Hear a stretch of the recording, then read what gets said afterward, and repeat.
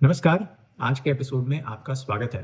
आज हम इंडिया की जीडीपी के बारे में डिस्कस करेंगे, स्पेशली क्वार्टर 3 यानी कि अक्टूबर, नवंबर और दिसंबर के महीने में इंडिया की जीडीपी कैसी रही है पिछले साल के कंपैरिजन में स्पेशली, और ये पूरे साल की FY25 यानी कि अप्रैल से लेके मार्च तक की जीडीपी का एस्टिमेट गवर्नमेंट क्या लगा रही है और ये पिछले साल के कंपैरिजन में कैसी है। जीडीपी क्या है, जीडीपी के कौन से इंपॉर्टेंट कंपोनेंट्स है और ये कंपोनेंट्स में सबसे ज़्यादा जीडीपी के ग्रोथ में कौन से कंपोनेंट ने कंट्रीब्यूट किया है, ये चीज़ हम बारीकी से इस वीडियो में एनालाइज करेंगे। अब जीडीपी का डेटा जो है वो काफ़ी कॉम्प्लेक्स और कॉम्प्लिकेटेड हो सकता है। सबसे पहले हम डिस्कस करते हैं कि जीडीपी आखिर में है क्या। क्या होता था कि पहले के ज़माने में, मानो 16th to 18th सेंचुरी में, काफ़ी सारे इकोनॉमिस्ट को, काफ़ी सारे किंग्स को ये कंफ्यूजन रहता था, ये डिबेट रहता था कि आखिर कोई भी नेशन है उसका वेल्थ या प्रॉस्पेरिटी को मेजर कैसे करें, राइट। उस जमाने में तो जीडीपी का फिगर होता नहीं था, तो कौन सा नेशन सबसे अमीर है, कौन सा नेशन सबसे ज़्यादा प्रॉस्पर कर रहा है, ये पता कैसे चलेगा। तो उस जमाने में कुछ इकोनॉमिस्ट ने ये सजेस्ट किया कि कोई भी देश के पास कितना सोना है या कितना सिल्वर है, यानी कि कितना वैल्यूएबल्स का स्टॉक है, उस हिसाब से हम कोई भी नेशन की जो वेल्थ है उसको डिटरमाइन कर सकते हैं। तो उस जमाने में ट्रेड सरप्लस करने की कोई कंट्री ट्राई करते थे, क्योंकि ट्रेड सरप्लस तभी होगी और ट्रेड सरप्लस होगी तो गोल्ड और सिल्वर जो है उसका जो स्टॉक है कंट्री में वो नेचुरली ज़्यादा होगा, राइट। तो गोल्ड एंड सिल्वर अगर ज़्यादा होगा तो नेशन प्रॉस्पेरस होगा। लेकिन इस चीज़ में क्या है कि जो प्रोडक्शन है नेशन का वो इग्नोर होता था। स्पेशली उस ज़माने में तो इंडस्ट्रीज थी नहीं, सर्विसेज थी नहीं, तो एग्रीकल्चर जो प्रोडक्शन है वो इग्नोर हो जाता था। तो इसके बाद क्या निकला कि इसके बाद एग्रीकल्चर प्रोडक्शन जो है वो नेशनल इनकम में काउंट होने लगा, क्योंकि इकोनॉमिस्ट को ये लगता था उस जमाने में कि लैंड जो है वो सबसे ज़्यादा वैल्यू जनरेटिंग एसेट है। तो लैंड से जो प्रोडक्शन हो रहा है और जिस कंट्री का सबसे ज़्यादा प्रोडक्शन हो रहा है वो कंट्री सबसे ज़्यादा अमीर, वो कंट्री सबसे ज़्यादा प्रॉस्परस, राइट। लेकिन फिर आया इंडस्ट्रियल रेवोल्यूशन। इंडस्ट्रियल रेवोल्यूशन के आने के बाद ये पता चला कि एग्रीकल्चर जो है प्रोडक्शन वो पूरे नेशन का जो वेल्थ है वो मेजर नहीं कर सकता, क्योंकि इसमें इंडस्ट्रियल प्रोडक्शन और सर्विसेज का प्रोडक्शन इग्नोर हो रहा है, राइट। तो फिर एडम स्मिथ जो है उन्होंने थियोरेटिकल बेसिस निकाला जीडीपी का। तब जीडीपी वर्ड नहीं था, लेकिन थियोरेटिकल बेसिस पे उन्होंने बोला कि प्रोडक्शन कोई कंट्री में कितना हो रहा है इंडस्ट्रियल या सर्विसेज का और एग्रीकल्चर का, उस हिसाब से नेशन की वेल्थ डिटरमाइन करनी चाहिए, राइट। तो ऐसे धीरे धीरे मेजर्स इवॉल्व होते गए नेशनल इनकम के, और फिर 1930s में साइमन कट्सनेट्स जो था इकोनॉमिस्ट, उन्होंने जीडीपी का प्रैक्टिकल प्रपोज किया, प्रैक्टिकल कॉन्सेप्ट प्रपोज किया। और नेशनल इनकम अकाउंटिंग जो आज के एरा में यूज होता है, स्पेशली ग्रोस नेशनल प्रोडक्ट और ग्रोस डोमेस्टिक प्रोडक्ट, ये तब से 1930s के बाद ग्रोस डोमेस्टिक प्रोडक्ट के हिसाब से नेशन की वेल्थ डिटरमाइन होनी शुरू हुई। अब जीडीपी, ग्रोस डोमेस्टिक प्रोडक्ट, सबसे पहले तो है क्या। ग्रोस डोमेस्टिक प्रोडक्ट यानी कि कोई भी देश के बॉर्डर्स के अंदर जो भी टोटल गुड्स और सर्विसेज प्रोड्यूस हो रहा है, राइट, उन गुड्स एंड सर्विसेज की टोटल वैल्यू ये होती है जीडीपी, राइट। तो अगर इंडिया की बॉर्डर्स के बाहर जो भी गुड्स एंड सर्विसेज प्रोड्यूस हो रहे हैं और वो इंपोर्ट हो रहे हैं तो वो इंडिया की जीडीपी में काउंट नहीं होते। लेकिन इंडिया की बॉर्डर्स के अंदर कोई गुड्स एंड सर्विसेज प्रोड्यूस हो रहे हैं और वो एक्सपोर्ट होते हैं, तो हालांकि वो यूज कंज्यूम कहीं और हो रहे हैं, लेकिन बिकॉज उसका प्रोडक्शन इंडिया की बॉर्डर्स के अंदर हुआ है, ये जीडीपी के फिगर में काउंट होता है, राइट। सो सिंपल तरीका जीडीपी क्या है उसको याद रखने का ये है कि इंडिया के बॉर्डर्स के अंदर जो भी गुड्स प्रोड्यूस हो रहे हैं, कंज्यूम नहीं, प्रोड्यूस हो रहे हैं, उन सारे गुड्स एंड सर्विसेज की टोटल वैल्यू अगर निकालें हम, टोटल वैल्यू, उसको बोलते हैं GDP, gross domestic product, right. ये हो गया जीडीपी। लेकिन there is another equally important measure जो है GVA, gross value added. Gross value added है क्या। ग्रोस वैल्यू एडेड में जीडीपी जो है उसमें से टैक्सेस को माइनस कर दे, ठीक है। जीडीपी का जो वैल्यू निकला उसमें से टैक्सेस जो भी है वो माइनस कर दे और सब्सिडीज जो भी है उसको अगर हम ऐड कर दे तो हमें मिलेगा ग्रोस वैल्यू एडेड। अब जीडीपी में से टैक्सेस माइनस करना, सब्सिडीज ऐड करना, ये क्यों होता है। टैक्सेस जीडीपी में से इसलिए माइनस करते हैं क्योंकि जो भी गुड्स एंड सर्विसेज कंट्री के बॉर्डर के अंदर प्रोड्यूस होते हैं वो गुड्स एंड सर्विसेज की टोटल वैल्यू जो है उसमें अगर टैक्सेस ऐड करें तो टैक्सेस तो कोई वैल्यू जनरेट नहीं कर रही, राइट? हमें ये चाहिए कि टोटल एंड प्रोडक्शन के गुड्स एंड सर्विसेज की वैल्यू क्या है, राइट? अगर टैक्सेस ऐड कर दिए तो वो तो जीडीपी को, मतलब जो एक्चुअल प्रोडक्शन की वैल्यू जो है उसको इन्फ्लेट कर देगा, राइट? हमें तो एक्चुअल एंड प्रोडक्ट की वैल्यू चाहिए, तभी पता चलेगा कि इंडिया प्रॉस्परस हो रहा है या नहीं, राइट? तो टैक्सेस उसमें से माइनस कर देंगे। अब सब्सिडीज क्या करती है? गवर्नमेंट सब्सिडीज जब देती है तो कोई भी गुड्स एंड सर्विस की एंड वैल्यू जो होती है, एंड प्राइस जो होती है, उसमें सब्सिडी अगर गवर्नमेंट देती है तो वो एंड प्राइस तो लो हो जाती है, क्योंकि सब्सिडी प्राइस को गिराती है, राइट? मानो फर्टिलाइजर की प्राइस 200 रुपए पर केजी है, कोई भी फर्टिलाइजर की प्राइस, उसमें गवर्नमेंट ने 20 रुपए की सब्सिडी दी, तो उस फर्टिलाइजर की प्राइस कम होकर 180 हो जाएगी। लेकिन वैल्यू क्या है? वो प्रोडक्शन की एक्चुअल मार्केट वैल्यू क्या है? तो सब्सिडी को ऐड करना पड़ेगा हमें, तभी उसकी एक्चुअल मार्केट प्राइस पता चलेगी, राइट? तो ग्रोस वैल्यू एडेड जीडीपी का एक प्योरर फॉर्म है, ठीक है? ये याद रखना, ग्रोस वैल्यू एडेड ज्यादा इंपॉर्टेंट है जीडीपी से, क्योंकि वो एक प्योरर फॉर्म है, उसमें सब्सिडी ऐड करते हैं, टैक्सेस माइनस करते हैं। तो total value of goods and services country में क्या रही है इस साल या इस क्वार्टर, वो हमें पता चलेगी। तो जीडीपी और जीवीए के बीच में ये जो डिफरेंस है वो याद रखना।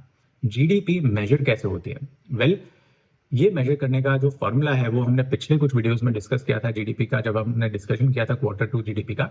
मैं वापस रिवाइज कर देता हूँ कि जीडीपी का जो फॉर्मूला है मेजर करने का, तो वो होता है C प्लस आई प्लस जी प्लस एक्स माइनस एम, ठीक है?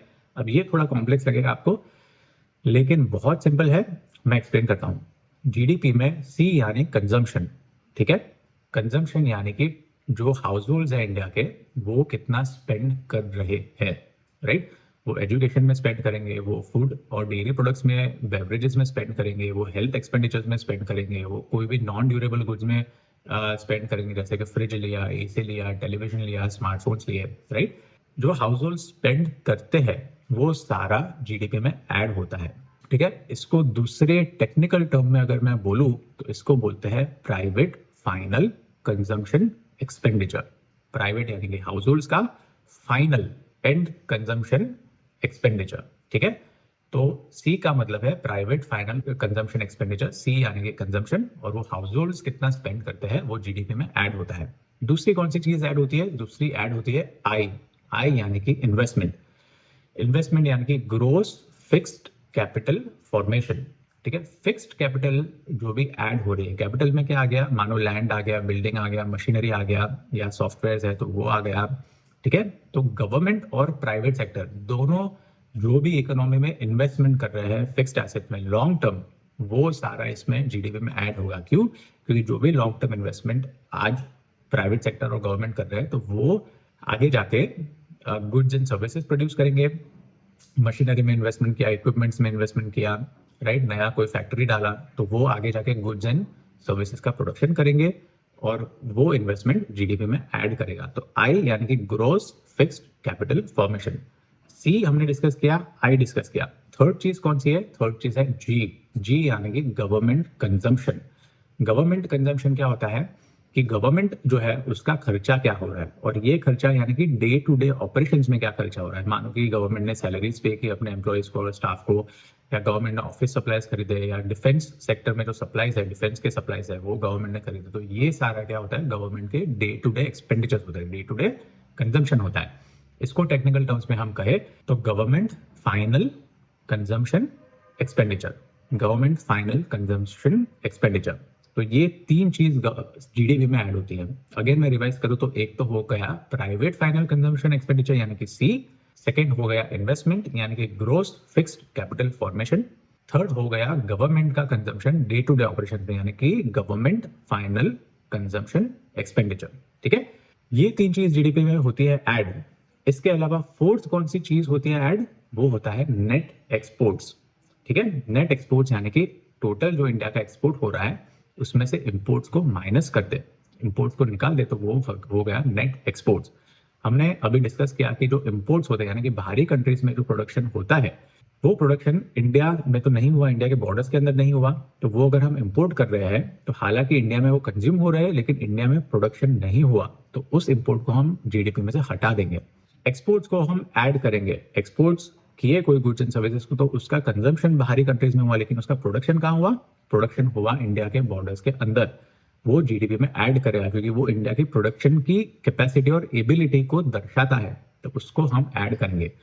एक्स यानी कि एक्सपोर्ट्स, एम माने के इम्पोर्ट्स, तो एक्स माइनस एम यानी कि नेट एक्सपोर्ट्स। तो ये चार चीज जो होती है वो जीडीपी का फॉर्मूला हो गई, सी प्लस आई प्लस जी प्लस एक्स माइनस एम। ठीक है, जीडीपी ऐसे मेजर होती है और हमारी गवर्नमेंट भी इसी तरह से जीडीपी मेजर करती है। हम एक्चुअल डॉक्यूमेंट जो गवर्नमेंट ने रिलीज किया जीडीपी का, उसमें जाके भी देखेंगे कि गवर्नमेंट ने इसको कैसे अपने फॉर्मूला में डाल के जीडीपी का फिगर जो है पूरे साल का और क्वार्टर थ्री का वो निकाला। तो ये हमने देखा कि जीडीपी होती क्या है और जीडीपी का फॉर्मूला क्या होता है। थर्ड चीज जो याद रखनी जरूरी है वो होती है कि जीडीपी दो तरह की होती है, जिसमें से सबसे इंपॉर्टेंट होती है जीडीपी एट कांस्टेंट प्राइसेस, यानी कि रियल जीडीपी। ठीक है, रियल जीडीपी को हम कांस्टेंट प्राइस जीडीपी भी बोलते हैं। क्यों कांस्टेंट प्राइस? वेल, क्योंकि जीडीपी जब कैलकुलेट होती है तो उसका एक बास्केट होता है। ये बास्केट जो है वो एक पर्टिकुलर बेस ईयर में डिसाइड किया जाता है। ठीक है, सो फॉर इंस्टेंस 2000 अभी जो जीडीपी हमारे कैलकुलेट हो रही है वो 2011-12 का बेस ईयर के मुताबिक जीडीपी कैलकुलेट हो। सो 2011-12 में हमारा जो भी एवरेज पर्सन का कंजम्पशन होता था, कंजम्पशन बास्केट होता था, quantity of goods and services, ठीक है, वो quantity of goods and services 2011-12 की लेते हैं और 2011-12 की कंपैरिजन से आज कितना प्रोडक्शन हो रहा है, राइट, क्वांटिटी के टर्म्स में, प्राइस के टर्म्स में नहीं। सो मानो कि एज एन एग्जांपल, बहुत सिंपल एग्जांपल ले लो कि 2011-12 में हमने मानो कि 1 लाख की क्वांटिटी में गुड्स और सर्विसेज प्रोड्यूस किए। ठीक है, 1 लाख की क्वांटिटी में गुड्स एंड सर्विसेज प्रोड्यूस किए। अब वो 1 लाख क्वांटिटी की प्राइस है 10 रुपए, राइट, तो उसको 1 lakh multiplied by 10 rupees is equal to 10 lakh, right, तो टोटल वैल्यू तो हो गई 10 लाख। लेकिन वो 10 रुपए जो 2011-12 में थे वो आज तो हो गए होंगे मानो 20 रुपए, 25 रुपए, राइट, तो वो 10 लाख का आज हो गया होगा 20 लाख। तो 10 जो प्राइस है वो अगर आज 20 हो गई है तो ये तो हो गया इन्फ्लेशन। इन्फ्लेशन को जीडीपी में काउंट नहीं करना होता। हमें चाहिए कि इन्फ्लेशन के बगैर, यानी कि प्राइस अगर 2011-12 की ले तो क्वांटिटी इंडिया में कितनी बड़ी है, जो क्वांटिटी हम प्रोड्यूस कर रहे हैं, इंडिया में जो उत्पादन हो रहा है गुड्स एंड सर्विसेज का, वो 2011-12 की कंपैरिजन में आज कितना बड़ा है।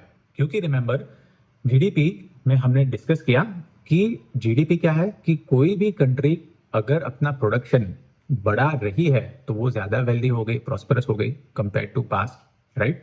आज अमेरिका है या चाइना है तो उनकी जीडीपी ज्यादा क्यों है? क्योंकि उनमें ज्यादा गुड्स एंड सर्विसेज प्रोड्यूस हो रहे हैं इंडिया के कंपैरिजन से, राइट। वो पता कैसे चलेगा कि ज्यादा क्वांटिटी प्रोड्यूस हो रही है या नहीं? हमें प्राइस का इफेक्ट नहीं देखना, प्राइस तो इन्फ्लेशन हो गया, क्वांटिटी देखनी है। इसलिए एक बेस ईयर पकड़ते हैं इकोनॉमिस्ट। वो बेस ईयर इंडिया के केस में 2011-12 का पकड़ा है, क्योंकि 11-12 एक नॉर्मल ईयर था जब ना तो कोई पैंडेमिक एरिया था, ना तो कोई वॉर थी, ना तो कोई मैक्रो इकोनॉमिक शॉक्स आए थे। 2011-12 जो है वो नॉर्मल ईयर था, उसके लिए वो बेस ईयर लिया।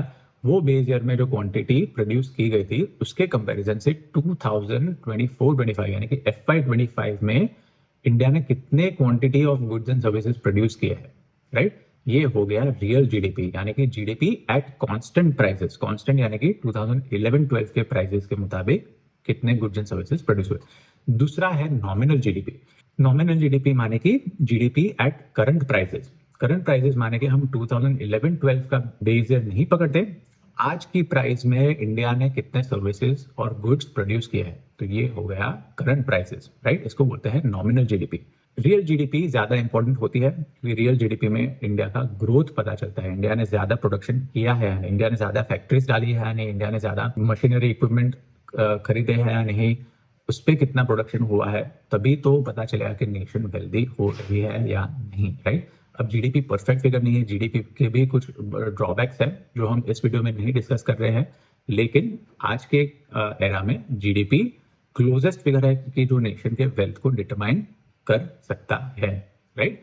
सो अगेन मैं रिवाइज कर दूं कि हमने डिस्कस किया कि जीडीपी क्या है, जीडीपी कैसे कैलकुलेट होती है, जीडीपी एट कांस्टेंट प्राइस क्या है यानी कि रियल जीडीपी क्या है, जीडीपी एट करंट प्राइस क्या है यानी कि जीडीपी नॉमिनल जीडीपी क्या है, अब फोर्थ चीज हम ये डिस्कस करेंगे कि जब इंडिया की बात करते हैं तो इंडिया में जीडीपी के एस्टिमेट्स निकलते हैं, क्योंकि जीडीपी के जो कैलकुलेशंस होते हैं, जो डेटा होता है, वो धीरे धीरे बाहर आता है।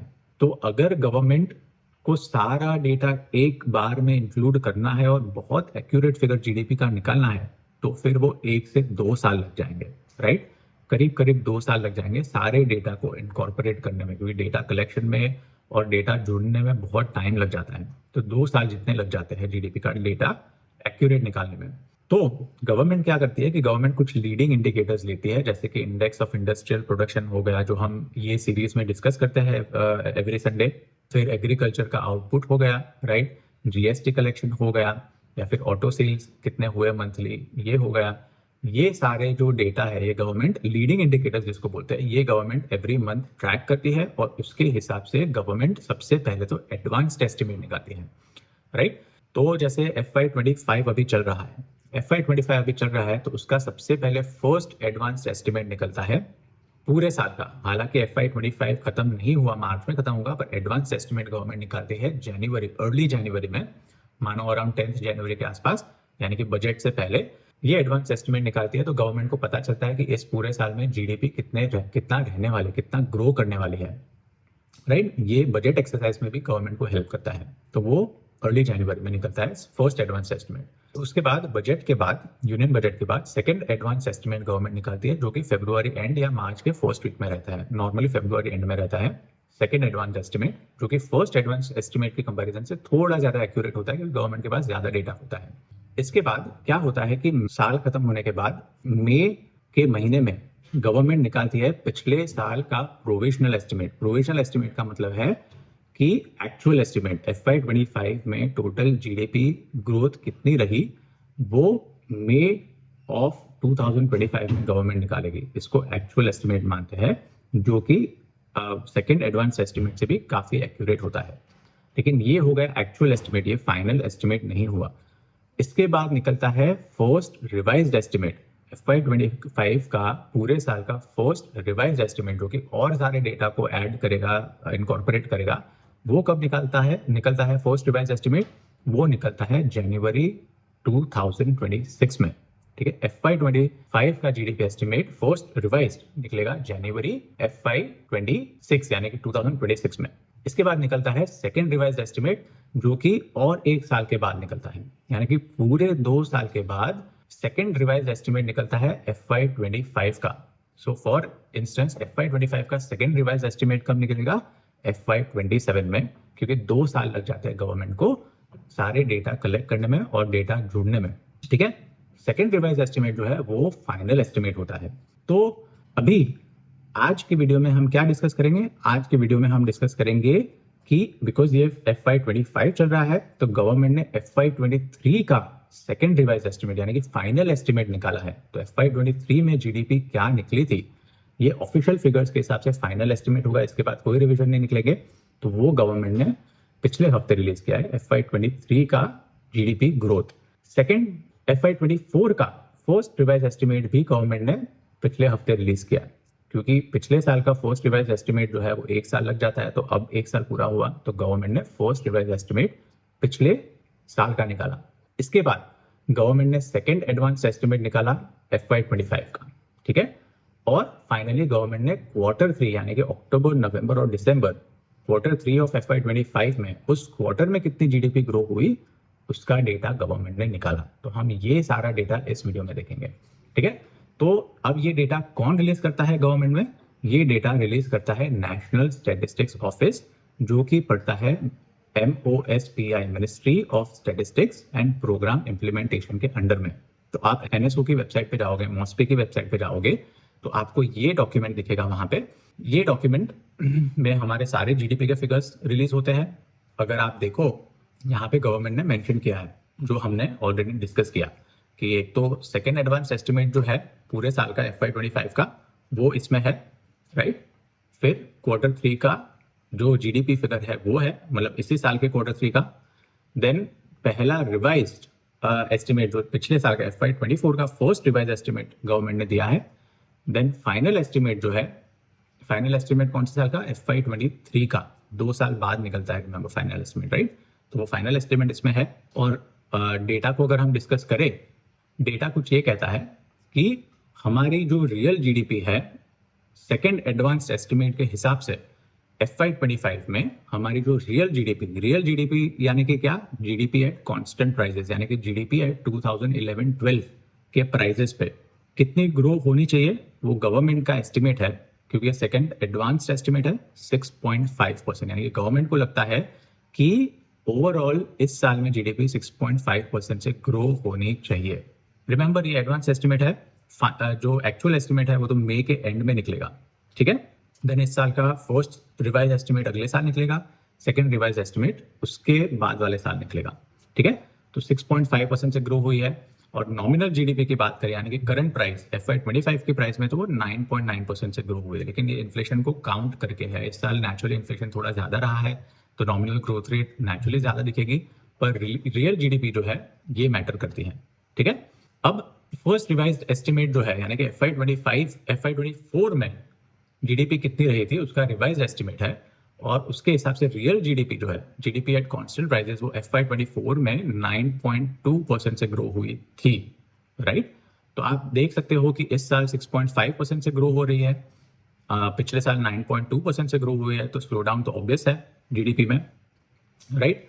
पिछले साल सारे जो जीडीपी के कंपोनेंट्स है, तो मानो कि मैन्युफैक्चरिंग है तो मैन्युफैक्चरिंग सेक्टर पिछले साल डबल डिजिट में ग्रो हुआ था 12.3%, कंस्ट्रक्शन सेक्टर भी डबल डिजिट में ग्रो हुआ था 10.4% से, और फाइनेंशियल यानी कि बैंकिंग, रियल एस्टेट जो है वो भी डबल डिजिट से पिछले साल ग्रो हुआ था, जिसकी वजह से जीडीपी ग्रोथ पिछले साल काफ़ी हाई रही थी।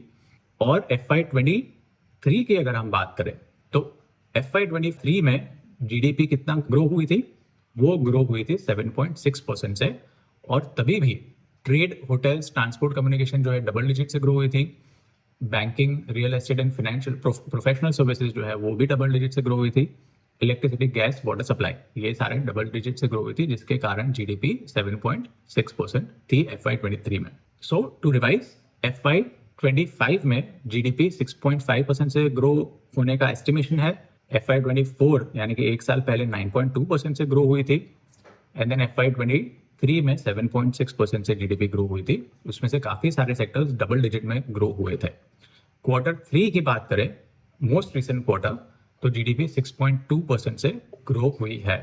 तो Q2 में रिमेंबर 5.4% से ग्रो हुई थी, वो गवर्नमेंट ने रिवाइज कर दिया, 5.6% से ग्रो हुई थी Q2 में, काफ़ी स्लो डाउन था। Q3 में 6.2% से ग्रो हुआ, तो Q3 में थोड़ी सी रिकवरी जीडीपी में दिख रही है, राइट। अब अगर हम थोड़ा सा इसको सिंप्लीफाई करें तो ये आपको चार्ट में भी दिखेगा। सो ये जो चार्ट दिया है डॉक्यूमेंट में गवर्नमेंट ने, उसमें भी ये ऑब्वियस है कि गवर्नमेंट ने एस्टिमेट किया है कि 6.5% से जीडीपी ग्रो करेगी। पिछले साल 9.2% से ग्रो हुई थी, और उसके पहले 7.6% से ग्रो हुई थी, राइट। तो अब जीडीपी कितनी है इंडिया की, नंबर टर्म्स में कितनी है, राइट।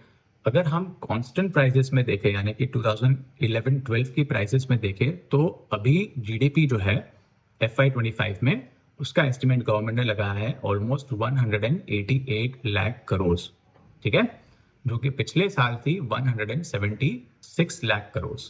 अगेन ये हो गया रियल जीडीपी यानी कि जीडीपी एट कांस्टेंट प्राइसेस।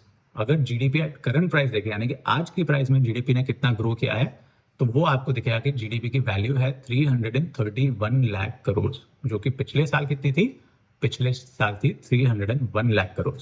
तो नॉमिनल टर्म्स में जीडीपी की वैल्यू है 331 लाख करोड़ FY25 में, और रियल टर्म्स में इन्फ्लेशन को निकाल के अगर आप देखो तो जीडीपी की वैल्यू है 188 लाख करोड़, ठीक है। तो ये हो गई वैल्यू की बात। अब जीडीपी का GVA यानी कि ग्रोस वैल्यू एडेड, यानी कि जीडीपी में से अगर टैक्सेस को माइनस कर दे और सब्सिडीज को ऐड कर दे, तो जीडीपी GVA में, ग्रोस वैल्यू एडेड में सबसे ज्यादा कंट्रीब्यूशन कौन से सेक्टर्स का है, राइट।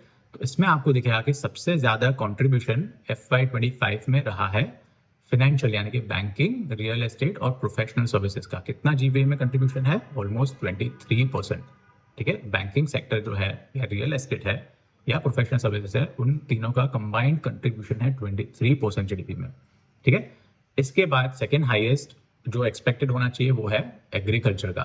एग्रीकल्चर और फॉरेस्ट्री और फिशिंग का जो कंट्रीब्यूशन है वो 18% है GVA में, देन उसके बाद आता है ट्रेड, होटल्स एंड ट्रांसपोर्ट का, उसका जो कंट्रीब्यूशन है वो 17% है। एंड देन मैन्युफैक्चरिंग का 14% ऑफ जीडीपी है इंडिया का। कंस्ट्रक्शन 9% है। And then public administration, defence and other services यानी कि गवर्नमेंट जो डे टू डे एक्सपेंडिचर में स्पेंड करती है उसका कंट्रीब्यूशन है 14%। तो FY24 में अगर आप देखो तो FY24 में गवर्नमेंट के एस्टिमेट के हिसाब से, यानी कि Q1, Q2, Q3 का तो डेटा है ही, Q4 के एस्टिमेट के हिसाब से और पूरे साल का एस्टिमेट अगर आप देखो तो गवर्नमेंट को ऐसा लगता है कि पिछले साल की कंपैरिजन से इस बार एग्रीकल्चर जो है वो ज्यादा ग्रो कर रही है, ज्यादा फास्टर ग्रो कर रही है। पिछले साल जो है एग्रीकल्चर 2.7% से ग्रो हुई थी एग्रीकल्चर सेक्टर जो है, इस साल 4.6% से ग्रो हुई है। तो एक तो एग्रीकल्चर है, बाकी सारे अगर आप सेक्टर्स देखो तो पिछले साल के कंपैरिजन से स्लो ग्रो कर रहे हैं, राइट, सिवाय public administration, defence and other services यानी कि गवर्नमेंट जो डे टू डे एक्सपेंडिचर में स्पेंड कर रही है उसमें। इसका रीजन दो है, इसके दो रीजंस है। एग्रीकल्चर क्यों ग्रो कर रहा है? वेल, एग्रीकल्चर ग्रो कर रहा है क्योंकि इस बार बारिश काफी अच्छी हुई है। बारिश अच्छी होने से इस बार जो खरीफ यानी कि जो मानसून में जो क्रॉप्स बोए गए थे उसका जो हार्वेस्ट है वो काफी अच्छा हुआ है। वो अच्छा होने से फार्मर्स की इनकम ज्यादा अच्छी हुई है। फार्मर्स की इनकम ज्यादा अच्छी हुई है तो रूरल में जो स्पेंडिंग है वो काफी स्ट्रांग रहा है, एग्रीकल्चरल स्पेंडिंग जो है वो काफी स्ट्रांग रहा है, राइट। और इस बार मैन्युफैक्चरिंग सेक्टर तो ज्यादा ग्रो नहीं हुआ क्योंकि एक्सपोर्ट्स ही हमारे इतने लो थे, ग्लोबल डिमांड इतनी लो थी, ऊपर से डोमेस्टिक कंजम्पशन भी काफ़ी स्लो रहा है क्योंकि अर्बन एरियाज में इन्फ्लेशन काफ़ी हाई रहा है। स्पेशली इन्फ्लेशन, सीपीआई इन्फ्लेशन में फूड इन्फ्लेशन आप देखो तो ऑलमोस्ट 11% था। तो इसके कारण अर्बन स्पेंडिंग में काफ़ी स्लो डाउन हुआ था। तो गवर्नमेंट ने क्या किया? गवर्नमेंट ने लाइकली ऐसा किया होगा कि उन्होंने पब्लिक सेक्टर का जो स्पेंडिंग है यानी कि एडमिनिस्ट्रेशन में ऑफिस सप्लाई है, डिफेंस सप्लाई है या गवर्नमेंट एम्प्लॉयज की सैलरी है, सो ये सारा जो डे टू डे ऑपरेशंस में जो स्पेंडिंग करती है गवर्नमेंट, वो गवर्नमेंट ने थोड़ा स्ट्रांग रखा क्योंकि वो स्ट्रांग रखेगी तो एटलीस्ट वो जो जीडीपी में बूस्ट करेगी, जीडीपी एटलीस्ट थोड़ी सी उसको उससे स्ट्रांग होगी, राइट। तो पब्लिक एडमिनिस्ट्रेशन में गवर्नमेंट ने ज्यादा स्पेंड किया है। इंफ्रास्ट्रक्चर कंस्ट्रक्शन का आप देखो तो कंस्ट्रक्शन में 8.6% का ग्रोथ है जो कि हाई है, लेकिन पिछले साल के कंपैरिजन से लो ग्रोथ है, फिर भी काफी हाई है। तो गवर्नमेंट ने जो कैपिटल एक्सपेंडिचर्स किए थे अर्ली ऑन इस साल में वो काफी स्लो हुए थे। कैपिटल एक्सपेंडिचर्स का यूटिलाइजेशन जो था वो काफी स्लो हुआ था। अब सेकेंड हाफ में गवर्नमेंट शायद कैपिटल एक्सपेंडिचर का यूटिलाइजेशन जो है वो फास्ट कर रही है, तो उससे कंस्ट्रक्शन को भी थोड़ा बूस्ट मिल रहा है। तो अभी पूरे साल में गवर्नमेंट को लगता है कि कंस्ट्रक्शन सेक्टर जो है, इंफ्रास्ट्रक्चर और हाउसिंग, वो 8.6% से ग्रो करेगी। लेकिन मोटा मोटा टेक अवे ये है कि FY25 में एग्रीकल्चर का जो कंट्रीब्यूशन है वो बड़ा है और पब्लिक एडमिनिस्ट्रेशन और डिफेंस का जो कंट्रीब्यूशन है वो बड़ा है। बाकी सारे सेक्टर्स में स्लो डाउन होने के कारण इंडिया की पूरे साल की जीडीपी ग्रोथ जो है वो 6.5% ही रहेगी, जो कि पिछले साल 9.9% थी, राइट। तो ये सबसे बड़ा टेक अवे है। क्वार्टरली जीडीपी में आप देखो तो क्वार्टरली जीडीपी का भी यही हाल है। क्वार्टरली जीडीपी में आप देखो तो Q3 ऑफ FY24 जो था वो सबसे हाईएस्ट जीडीपी था, 9.5% से ग्रो हुआ था। फिर उसके बाद स्लो होना शुरू हुआ, 8.4% से ग्रो हुआ और स्लो होते होते Q2 में 5.6% से ग्रो हुई थी जीडीपी, काफी स्लो डाउन था। और अब Q3 में 6.2% से ग्रो हो रही है, तो थोड़ा थोड़ा पिकअप है जीडीपी के फिगर्स में। और क्वार्टरली अगर आप देखो Q3 में जैसे हमने डिस्कस किया कि रूरल सेक्टर की ग्रोथ और स्पेंडिंग कंपैरेटिवली अर्बन एरियाज के कंपैरिजन में काफी स्ट्रांग रही थी, तो इसीलिए एग्रीकल्चर का कंट्रीब्यूशन जो है जीवीए में, ग्रोस वैल्यू एडेड में, वो बढ़ गया है, राइट। पूरे साल में तो आपने देखा कि एग्रीकल्चर का कंट्रीब्यूशन 17-18% था, लेकिन Q3 की सिर्फ आप बात करो तो 22% एग्रीकल्चर का कंट्रीब्यूशन था, ठीक है। और फाइनेंशियल, रियल एस्टेट और प्रोफेशनल सर्विसेज का 20% था, एग्रीकल्चर से थोड़ा कम। पूरे साल का हमने देखा था कि फाइनेंशियल, रियल एस्टेट और प्रोफेशनल सर्विसेज का सबसे ज्यादा था। Q3 में एग्रीकल्चर का सबसे ज्यादा है क्योंकि बारिश अच्छी हुई है, रूरल इनकम स्ट्रांग है, रूरल एरियाज में स्पेंडिंग बड़ी है, right. Financial, real estate, professional services का एग्रीकल्चर से थोड़ा कम है, लेकिन फिर भी 20% है। ट्रेड, होटल्स और ट्रांसपोर्ट का 18% कंट्रीब्यूशन रहा है, राइट। पब्लिक एडमिनिस्ट्रेशन, डिफेंस का 14% और कंस्ट्रक्शन का 8%। मैन्युफैक्चरिंग का थोड़ा कम हुआ है, 14 से 13% हो गया है कंट्रीब्यूशन, ठीक है। और अगेन Q3 में भी आपको सेम ट्रेंड देखने मिलेगा कि एग्रीकल्चर ने सबसे ज्यादा ग्रोथ कंट्रीब्यूट की है। उसके बाद public administration, defence and other services यानी कि गवर्नमेंट के डे टू डे एक्सपेंसेस है उसमें स्पेंडिंग ज्यादा हुई है, तो जीडीपी में उसका भी कंट्रीब्यूशन ज्यादा रहा है। बाकी तो मैन्युफैक्चरिंग में बहुत ज़्यादा स्लो डाउन है, सिर्फ 3.5% से बढ़ी है, जो कि पिछले साल के Q3 में 14% से बढ़ा था manufacturing, right. Electricity, gas, water supply भी पिछले साल काफ़ी स्ट्रॉन्ग बढ़ा था, इस साल शार्प स्लो डाउन है। पावर डिमांड शायद स्लो रही होगी। कंस्ट्रक्शन में भी शार्प स्लो डाउन है इस Q3 ऑफ FY25 में, पिछले साल के Q3 में, क्योंकि अगेन गवर्नमेंट का कैपिटल एक्सपेंडिचर जिस स्तर पे बढ़ना चाहिए था उस स्तर पे बढ़ा नहीं है Q3 में, तो इसकी वजह से नेचुरली जीडीपी जो है Q3 का वो सिर्फ 6.2% से ग्रो हुई है। और इसके बाद हम देखेंगे कुछ नंबर्स। ये नंबर्स ऑलरेडी हमने अभी थोड़ी देर पहले डिस्कस किए, लेकिन फिर से रिवाइज कर लेते हैं कि FY25 में गवर्नमेंट का SAE यानी सेकेंड एडवांस एस्टिमेट जो है वो GVA का है 171 लाख करोड़, ठीक है। उसमें अगर आप नेट टैक्सेस ऐड कर दो, 16 लाख करोड़ अगर आप ऐड कर दो, तो हमें मिलेगा जीडीपी का फिगर जो कि है 187 लाख करोड़, ठीक है। जीडीपी पिछले साल की कंपैरिजन से इस साल 6.5% से ग्रो करने वाली है, ऐसा गवर्नमेंट का एस्टिमेट है। अगेन रिमेंबर, ये रियल जीडीपी की हम बात कर रहे हैं, जीडीपी एट 2011-12 प्राइसेस, ठीक है। और ये करंट फिगर्स है कि जीडीपी करंट प्राइसेस में कितने ग्रो हुए हैं, जो हम इस वीडियो में डिस्कस नहीं करेंगे वरना वीडियो काफी लेंदी हो जाएगा। और जीवीए, ग्रोस वैल्यू एडेड की अगर हम बात करें और उसके कंपोनेंट्स की बात करें, तो उसमें अगेन जो हमने ग्राफ में चार्ट में डिस्कस किया वही सेम चीज यहाँ पे है कि एग्रीकल्चर जो है वो 4.6% से ग्रो की है, जो कि पिछले साल के Q3 में सिर्फ 2.7% से ग्रो हुई थी। तो एग्रीकल्चर सेक्टर जो है वो काफी स्ट्रांग रहा है Q3 में, राइट, जो कि दर्शाता है कि रूरल एरियाज में डिमांड काफी स्ट्रांग रही है। रूरल एरियाज में situation, economic situation urban areas की कंपैरिजन से काफी स्ट्रांग रही है। माइनिंग में स्लो डाउन है, मैन्युफैक्चरिंग में स्लो डाउन है, electricity, gas and water supply उसमें काफी स्लो डाउन है, 6% से ग्रो किया है, लेकिन पिछले साल 8.6% से ग्रो हुई थी, राइट। कंस्ट्रक्शन स्ट्रांग चल रहा है क्योंकि गवर्नमेंट ने कैपिटल एक्सपेंडिचर अपने बढ़ाए होंगे इंफ्रास्ट्रक्चर में, हालांकि पिछले साल की कंपैरिजन से काफी कम है, लेकिन फिर भी स्ट्रांग चल रहा है कंस्ट्रक्शन में भी। स्पेशली मेरा मानना है इंफ्रास्ट्रक्चर स्पेंडिंग ज्यादा रहा होगा, इसीलिए ये 8.6% ग्रोथ दिखी है गवर्नमेंट के एस्टिमेट्स के हिसाब से, right. And then trade, hotels, transport and communication यानी कि टेलीकॉम, उसमें 6.4% का ग्रो गवर्नमेंट के एस्टिमेट्स के हिसाब से इस साल पिछले साल के कंपैरिजन से, राइट। पर मोटा मोटा आप देखो तो एग्रीकल्चर में स्ट्रेंथ है, उसके बाद कंस्ट्रक्शन में स्ट्रेंथ है, राइट, और finally public administration, defence and other services में स्ट्रेंथ है, यानी कि गवर्नमेंट के डे टू डे एक्सपेंसेस में स्ट्रेंथ है। लेकिन इंफ्रास्ट्रक्चर स्पेंडिंग में गवर्नमेंट और अच्छा कर सकती है। सेकंड, मैन्युफैक्चरिंग में इंडिया काफी अच्छा कर सकता है, लेकिन ग्लोबली डिमांड कम है, अब तो टैरिफ भी लगने की एक्सपेक्टेशंस है, तो उसके साथ साथ इंडिया के एक्सपोर्ट्स को शायद और झटका लग सकता है। लेकिन क्या domestic demand, specially urban demand strong हो रही है आगे जाके, ये देखना जरूरी है। ऑटो सेल्स तो फरवरी में भी काफी डिक्लाइन हुए हैं, ऑटो सेल्स का फिगर हम नेक्स्ट वीडियो में डिस्कस करेंगे, लेकिन ऑटो सेल्स का फरवरी में जो सिचुएशन है वो काफी ग्रिम है। फरवरी के हिसाब से तो ऐसा लग नहीं रहा कि अर्बन डिमांड पिकअप ले रही है, तो हो सकता है कि Q4 में भी मैन्युफैक्चरिंग में रिवाइवल नहीं आएगा शायद, राइट। सो ये चीज है जीवीए की ग्रोस वैल्यू एडेड का। और रियली क्विकली Q3 की अगर हम बात कर ले, पिछला जो डेटा देखा वो पूरे साल का था, Q3 की अगर हम बात करें, मतलब जीडीपी के कंपोनेंट्स की, right, GVA gross value added की कंपोनेंट्स की, तो उसमें एग्रीकल्चर जो है वो Q3 में, नॉट पूरे साल में, सिर्फ Q3 में 5.6% से ग्रो हुआ, जो कि पिछले साल के Q3 में सिर्फ 1.5% से ग्रो हुआ था, राइट। तो क्लियर साइंस ऑफ इंडिकेशन है कि Q3 में भी एग्रीकल्चर ने काफी शार्पली ग्रो किया है, राइट। मैन्युफैक्चरिंग में स्लो डाउन है, सेम स्टोरी Q3 में भी पूरे साल की तरह मैन्युफैक्चरिंग में स्लो डाउन है, माइनिंग में स्लो डाउन है, इलेक्ट्रिसिटी, गैस, वाटर सप्लाई में स्लो डाउन है।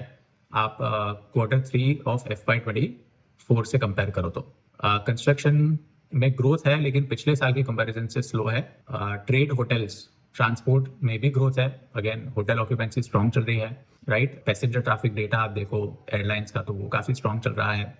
And finally public administration, defence and other services में तो स्ट्रेंथ है ही पूरे साल की तरह ही।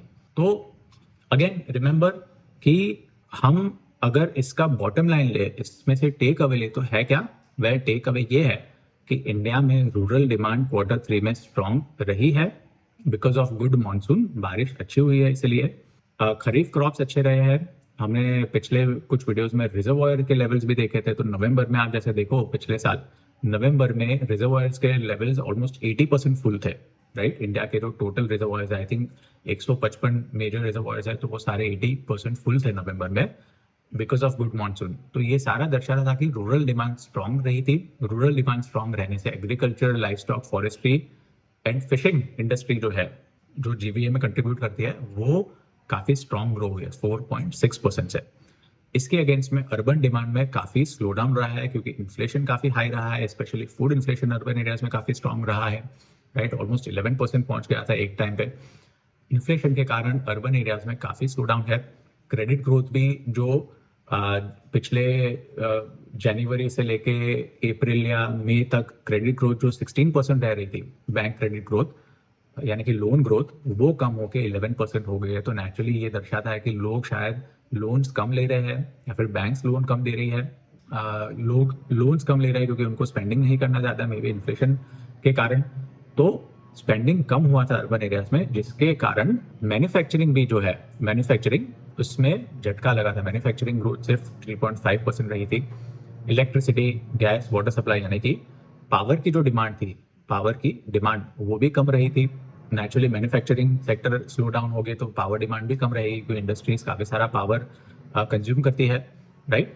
कंस्ट्रक्शन सेक्टर हालांकि स्ट्रॉन्ग चल रहा था, गवर्नमेंट ने कैपिटल एक्सपेंडिचर बढ़ाए है। इस साल का आप देखो तो गवर्नमेंट का कैपिटल एक्सपेंडिचर का टारगेट ऑलमोस्ट 11.2 लाख करोड़ है, राइट। तो ये कैपिटल एक्सपेंडिचर का जो टारगेट है गवर्नमेंट ने, वो धीरे धीरे यूटिलाइज हो रहा है। फर्स्ट हाफ में नहीं हुआ था लेकिन सेकेंड हाफ में यूटिलाइज हो रहा है, जिसके कारण जो कंस्ट्रक्शन यानी कि इंफ्रास्ट्रक्चर सेक्टर जो है वो भी स्ट्रॉन्ग रहा है, हालांकि पिछले साल के कंपैरिजन से वीक है, राइट। ट्रेड, होटल्स और ट्रांसपोर्ट, ये सेक्टर भी स्ट्रॉन्ग चल रहा है। होटल ऑक्यूपेंसी शायद लोग ट्रैवल ज़्यादा कर रहे हैं, लेकिन और पब्लिक एडमिनिस्ट्रेशन यानी कि गवर्नमेंट के जो डे टू डे एक्सपेंसेस है वो स्ट्रॉन्ग चल रहे हैं। और शायद हो सकता है गवर्नमेंट ने भी पहले से सेंस कर लिया होगा कि जीडीपी में स्लो डाउन रियल है और रह रहा है, तो गवर्नमेंट ने अपने डे टू डे एक्सपेंसेस में स्पेंडिंग शायद बढ़ाई हो, ताकि वो सबसे इजी है जीडीपी को स्टेबलाइज करना, राइट। कैपिटल एक्सपेंडिचर को यूटिलाइज करना थोड़ा टफ है क्योंकि वो ग्रेजुअली होती है, धीरे धीरे कैपिटल एक्सपेंडिचर जो है वो यूटिलाइज होता है। लेकिन पब्लिक एडमिनिस्ट्रेशन यानी कि डे टू डे एक्सपेंसेस में खर्चा करना रिलेटिवली इजी हो जाता है, राइट। हो सकता है उसमें गवर्नमेंट ने स्पेंडिंग बढ़ाई हो जीडीपी को बूस्ट करने में। एग्रीकल्चर और गवर्नमेंट के डे टू डे एक्सपेंस यानी कि पब्लिक एडमिनिस्ट्रेशन, ये दोनों ने सबसे ज्यादा जीडीपी में कंट्रीब्यूट किया है क्वार्टर 3 में और पूरे साल FY25 में भी। मैन्युफैक्चरिंग में स्लो डाउन है और इलेक्ट्रिसिटी कंजम्पशन, पावर कंजम्पशन में स्लो डाउन है, माइनिंग में स्लो डाउन है, ठीक है। इसके अलावा कंस्ट्रक्शन स्ट्रॉन्ग चल रहा है, infrastructure sector, trade, hotels, transport strong चल रहा है और पब्लिक एडमिनिस्ट्रेशन स्ट्रॉन्ग चल रहा है। तो आई होप जीडीपी के बारे में ये कॉम्प्रिहेंसिव वीडियो आपको इंसाइटफुल रहा हो। मिलते हैं अगले हफ्ते। Till then have a great week.